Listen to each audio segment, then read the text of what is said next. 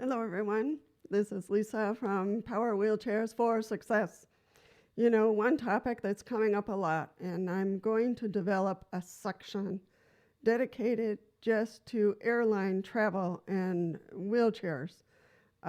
It's hard to kind of keep up with all the things that are going on and all the different organizations that are jumping in to put in their suggestions and their ideas and their encouragement to the airlines. But I think that the more that we speak out and the more that the airlines hears us and hears about us, I think they will hopefully, in the end, will be motivated to make those moves to help us be able to use air travel with less problems and with fewer obstacles and fewer risks, because right now we do, all of us, take a high risk of traveling with our equipment, and um, and then we end up, paying the price. So the first article I'm going to start with is an article that comes from the RMR page. It's called Reduced Mobility Rights Limited. So they have all kinds of information, and I will post their link as usual in the description box so you can take a look. It has all kinds of information and tips and news about airline travel. But this organization, the IATA, which it doesn't really describe what this organization stands for or what the initials are, but the IATA is pushing for safer transport for wheelchairs. And that is what we have battled with for years.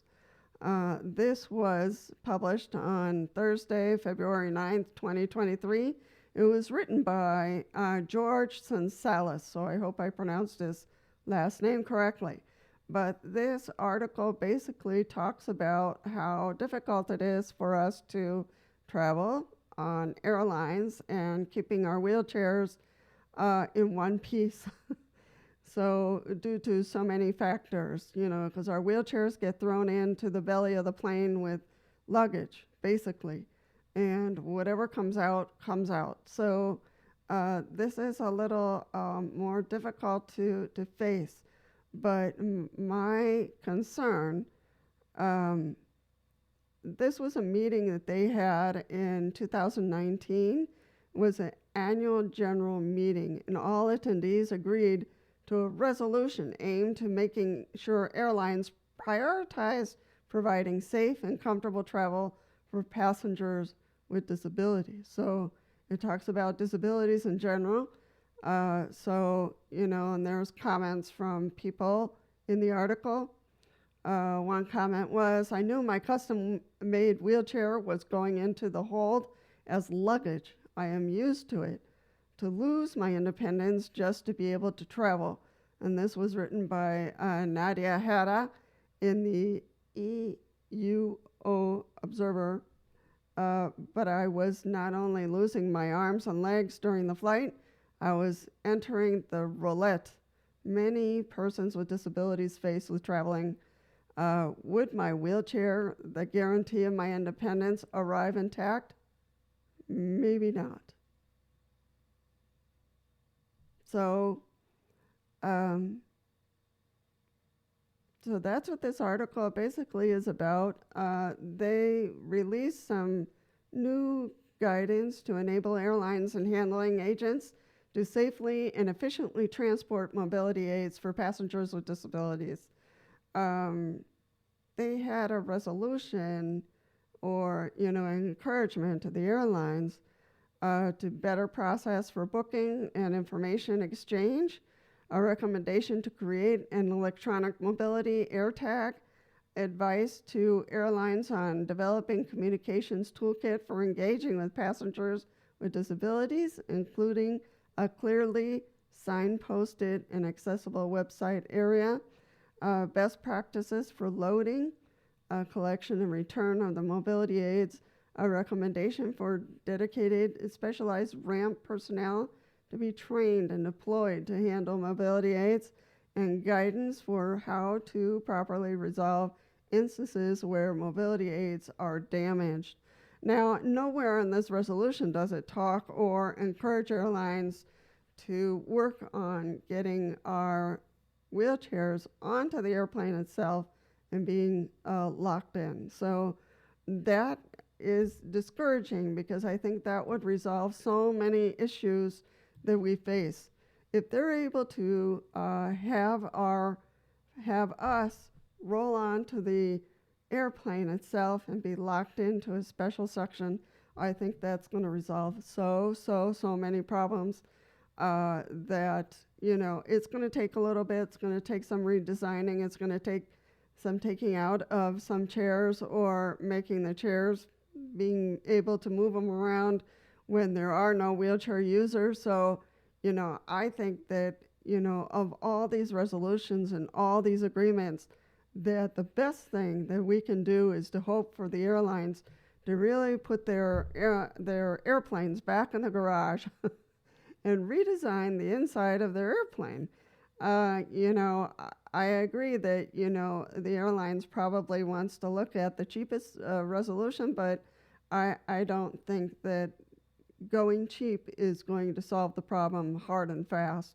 So probably we're going to need a combination of things, for staff to be a little bit more knowledgeable.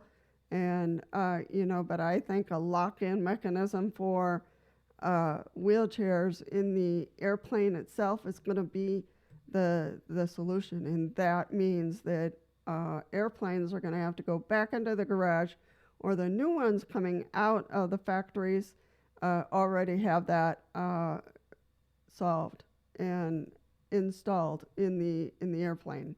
So to say that, we're going to do this, we're going to do retraining, we're going to do, documentation and website information, I'm not sure that that's going to fly. No pun intended. But I think to talk about these articles that are coming out and what everybody's talking about is going to be helpful for all of us. And I think your opinion in this section is going to be really important, and your stories, because again, the more noise we make about it and the more they hear about and from us, will push and change the world, as they say, and help these airlines to really reconsider putting their money where their mouth is, basically, and putting the solution where it should be, which is in the airplane itself. Instead of having all these staff members and all these websites and documentation and all these things to put a Band-Aid on it, basically. So let's try to work on this and encourage the airlines to truly put their airplanes back in the garage and install something inside the airplane that's going to work for all of us. So I'm hoping that you will give me a hand in making some noise on this. That's why I called it the Wheelchair Travel Opinion, because the opinions are important and our voices are important. Your voice is important, and the airlines needs to hear us. So the more newsletters, the more videos, the more action we take, the better that we will be able to push this problem through and get it resolved so that accessibility enters into airline traveling in the 21st century. This is 2023, and we haven't resolved the issue. So, trains and buses and taxis, they're, ahead of the game in the sense that, they've been able to figure things out and help us to be comfortable and going on and getting off in a safe manner. And the airline still hasn't gotten there. So let's help them. Let's make some noise about this. Let's develop, a weekly opinion to put some updates for everybody on where we're at and how things are going, and what you can assist us in how you can assist us in making some noise so that the airlines hear us.